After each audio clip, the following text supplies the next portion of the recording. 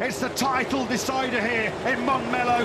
Lights out, and we are racing in the final showdown of the season here. Bagnaia versus Martin for the championship. Bagnaia gets the perfect launch away from pole position. Hot in pursuit though goes world champs leader Jorge Martin. He's going to be second on that run down the first corner. Marquez there in third place. Bagnaia leads though here in a race he simply has to win. Maverick Vinales off into the shortcut. Aleix Espargaro got wheelie again off the line. Not as bad as yesterday, but bad enough. He's dropped to 6th position. Another great start by Bastianini. He came from 8th to briefly lead on the first, having a sprint yesterday, and now he's trying to dive by Marquez for a long way back into turn 4. The beast from 8th to 4th. Oh, Marquez very close up behind Jorge Martin there. Martin in the position that he'd be quite happy to be, and that's just looking at the back of Pecco Bagnaia. Aleix Espargaro now at the inside of Pedro Acosta, who's now going backwards. Bastianini, though, right up behind Marquez. Not as good a start as yesterday, but still pretty good. So this has been the first 6 or 7 corners just to settle the nerves for Jorge Martin. He's escaped any trouble, any drama and chaos in that first corner. Now he can just try and settle into his groove, settle into his rhythm. Well, they might come under big pressure here, going on to the brakes in the turn 10 for the first time. Marquez not close enough to strike on the Prima Papa Ducati star. Yeah, you've got to be right up alongside into turn 10 to make a move. It's not the kind of corner so that you can launch it from a long way back. Side by side in the background between Alex Marquez and Marco Bezzecchi. They are 2 of the other riders on the soft rear tyre. The others are 1st, 3rd and 4th. So then they drop down through turn 13 at the end of this first lap of 24. The 2024 title decider well and truly underway. That Bagnaia has nailed once again the perfect first lap here in Barcelona. He led every lap over the line in the sprint yesterday. He's nearly 3/10 clear of Martin. Can he try and pick up some slipstream? Oh, that's close, is it, between Marquez and Martin on the brakes into the first corner, and Marquez has the inside line. The 93 of Marquez moves up into 2nd place. It's all about balancing the risk versus the reward here for Jorge Martin. Yes, of course, he wants to try and stay ahead of Marquez. Of course, the further up the field, the less pressure's on him to try and clinch that World Championship, but he doesn't want to be picking fights and taking too many risks and risking a potential crash. 3rd is still more than good enough.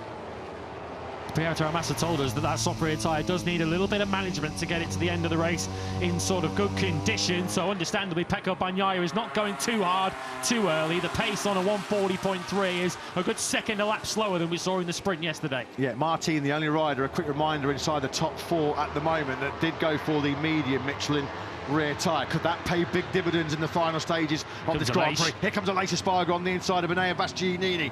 He makes that move work. It was tight. There was not a lot of room there, was there, into turn 5. How many passes Aleix Espargaro made at turn 5 at his home circuit down the years? He loves that move. And Aleix Espargaro now starting to work his way back into podium contention. And if there's one rider that Jorge Martin would be very happy to see immediately behind him in this race, it would be the 41 of Aleix Espargaro. Don't expect Aleix to be launching particularly bold and ambitious moves on Jorge Martin, given how good friends they are. Bastianini, though, now back ahead of the Aprilia star. Yeah, not having any of it, though. Of course, he's going to run in a little bit wide, and that gives the inside line through 11 to Aleix Espargaro. Bagnaia's lead is not a lot, is it? A couple of tenths of a second over Marc Marquez. Jorge Martin at the moment quite happy just to sit back and watch what's going on ahead of him. What's going on behind him is quite entertaining too, as Bastianini for the 2nd lap in a row goes past Aleix Espargaro into turn 10, although this time he's kept it. This is probably the happiest Martin has been all weekend, just doing what he does best. As we see, Joan Mir again. Yeah, Joan Mir, unfortunately, it's another DNF in the column for Joan Mir. What an absolutely terrible nightmare 2024 season that has been for the Repsol Honda rider. Bagnaia has an advantage over a 1/4 of a second then back to Marquez. Yeah, Bastianini got the final corner all wrong, and it's put him under a bit of pressure there from Alex Marquez. But look how late Bastianini was on the brakes. Too late, as it turns out, and he goes way off into the shortcut. He's now going to have to drop 1 second through there, and he's dropped 4th and 5th place, and he's actually going to slot back in behind Pedro Acosta in 7th. Well, that was a mistake he made in the Grand Prix here back in May. Got a long lap penalty and basically ignored it. Well, not a one-man protest. Morbidelli now back through on the beast in the turn 4. He got a long lap, a double long lap, a ride-through, and then a post-race time penalty in what was a very eventful Barcelona Grand Prix early on in the season. Yeah, I would say, looking at the timing screens, when he came across the line, 1 second would have taken him back to between Morbidelli and Binder, which is exactly where he now is. So I think Enea Bastianini has satisfied that requirement to drop 1 second. He's doing no favours though, is he, at the moment for Pecco Bagnaia. Bagnaia was relying on assistance from Enea Bastianini. Did his teammate a turn in the sprint yesterday with that late move on Jorge Martin, but Bastianini has dropped them back down to, what, 7th place. Started this Grand Prix in 8th at the moment. He's seeing 3rd place overall in the championship slip through his fingers as well.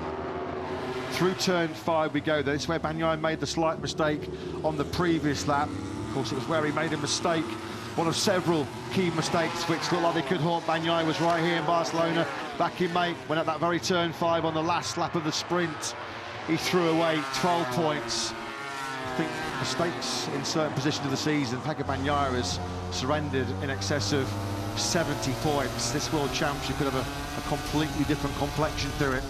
Jorge Martin himself, though, has thrown away 50 points from winning positions in 2 Grand Prix so far this year, in Jerez and the Sachsenring. Bastianini is continuing to have a really difficult afternoon here. He's back in the 141s now on that last lap, as he's still behind Frankie Morbidelli. Is now Aleix Espargaro is coming under a bit of pressure from Alex Marquez. This is giving Jorge Martin a little bit more room up ahead. It's now a second up to the 89. If there is going to be any challenge to Jorge Martin, you don't suspect it's going to come from Aleix Espargaro. Alex Marquez and Pedro Acosta might not be so charitable. Can Marquez pick up some slipstream here behind that Factory Aprilia RSGP? A farewell podium slipping away here for the number 41 of Aleix Espargaro. Just look how defensive Espargaro went on the brakes there, protecting the Martinator ahead of him. Simon, down to you for some thoughts. Yeah, just this stage of the race is where I thought the medium rear tyres of Martin and Espargaro, Aleix Espargaro in 4th, would start to pay dividends. But what I think I'm seeing is the most experienced rider in this, in these TV shots, Marc Marquez. I mean, he's very well known to be able to manage the rear tyre very well. And like consumption-wise, I've heard that for quite a few years. I wouldn't be surprised if he's got enough to launch an attack at Pecco towards the end, if that is his plan. Yeah, well, we're about to find out. Thanks very much, Simon. As always, Pedro Acosta starting to suffer here, I think, with a lack of grip. He's stuck in the low 142s, and he has been picked off by Bastianini, who moves himself then back inside the top 6 at the moment, though still not good enough to claw back 3rd overall in the World Championship. And now Binder moves side by side with Acosta, who just had no side grip, no drive grip coming out of that final corner. Acosta, once again, he's just marooned in the 42s. All those around him lapping quicker at the moment. And of course, what this would guarantee is Brad Binder would take 5th in the World Championship, potentially, away from Pedro Acosta. Yeah, well, he needs 1 more point. He's got to be careful, that's what I was about to say. He's 1 point behind at the moment, but of course he's got Frankie Morbidelli right behind him, and then behind that is Marco Bezzecchi. I was expecting to see the Prima Prama Ducati on our right-hand side there when Pedro Acosta went wide into turn 4. Bezzecchi was doing a 41.6 on the last time around, so he's also closing in on Pedro Acosta. If Morbidelli and Bezzecchi both pass Acosta at this stage of the race, that would promote Binder up ahead of Acosta into 5th in the World Championship.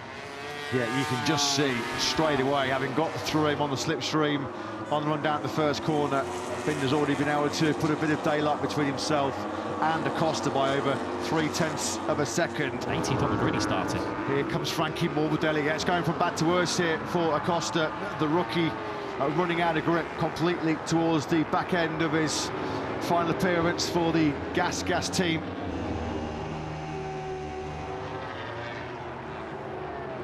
Aleix Espargaro toughs it out with Alex Marquez through the stadium section. Marquez has recovered 0.3 of a second on Bagnaia, currently on this lap 20.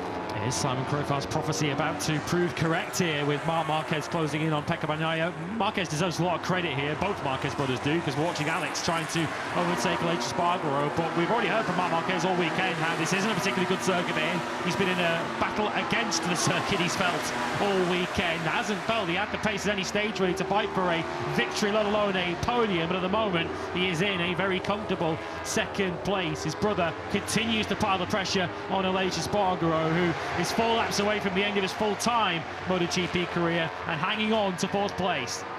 Alex Rins Unfortunately, his first season at Yamaha has been a bit of a torrid, or the ending of it has been a torrid affair.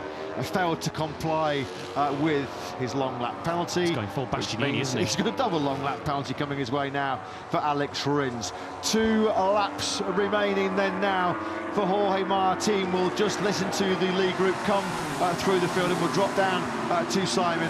Pecco Bagnaia, 7/10 clear of Marc Marquez. We are in the final throes of Bagnaia's reign as world champion. Surely right now, as Aleix Espargaro still standing firm against the Alex Marquez onslaughts. They can barely watch the screens, can they?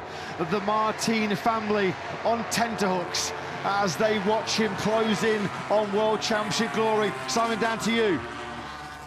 Yeah, I believe Marc is having a proper go to close that gap, but problem is the GP24 of Pecco's pulls everything like 3/10 or so that Marc makes up in the twisting, pulls it straight back on the straight, and I thought he'd given up, but he's still having a go. Yeah, thanks, Simon. Marc Marquez always has a go, doesn't he? Both brothers are having a go here. So exciting to see what Marquez can do on a fully fledged factory Ducati. On the GP25 he will be alongside Bagnaia and Fabio Di Gianantonio. Just look inside the garage. His father on the left hand side of your picture there, Angel Martin, his girlfriend Maria. Jorge Martin, he has been superb, he's been supreme throughout the season. Alex Marquez has finally got through on Aleix Espargaro for 4th place. But Martin then, he is going to be crowned world champion from the podium. A very special podium on course here for Martin. He comes through at the final corner.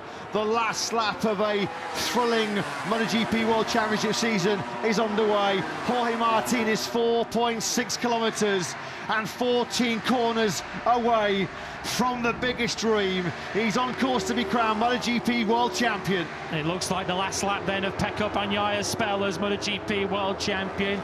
For many years he's been almost the one that Ducati didn't want, Jorge Martin. He was passed up as the factory rider in favour of Enea Bastianini at the end of 2022, and of course in the summer of this year they chose Marc Marquez for next season. He may not be the chosen one from a Ducati point of view, but at the end of an incredible 2024, Jorge Martin looks like being the #1. Brilliant farewell for Prima Pramac as they end their 20-year collaboration with Ducati.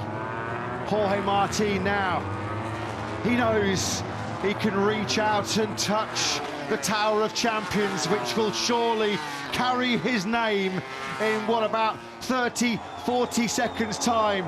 He just gently eases the Pramac Ducati through turn 9. 5 corners left then for Jorge Martin.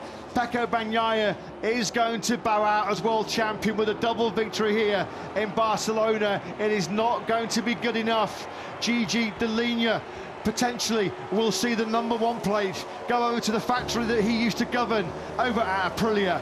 Jorge Martin then, with the sun about to set in the background, the sun about to set on Pecco Bagnaia's reign as MotoGP World Champion, head in hands. Pecco Bagnaia wins the Grand Prix of Barcelona, but Jorge Martin is the 2024 MotoGP World Champion. A lifelong dream comes true in Catalonia. 12 months on from the commiserations and tears and last round despair in 2023. It's celebrations and cheers and last round delight in 2024. Martin, the first independent team rider to win the Premier Class title since Italian legend Valentino Rossi 23 years ago.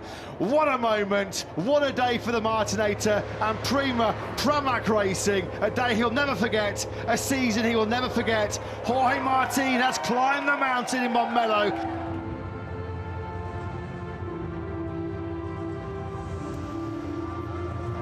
So we've had the Terminator, we've had the Martinator, as Judgement Day has been conquered by Jorge Martin. He lifts aloft the World Champion's helmet, the gold helmet after a golden season for Jorge Martin.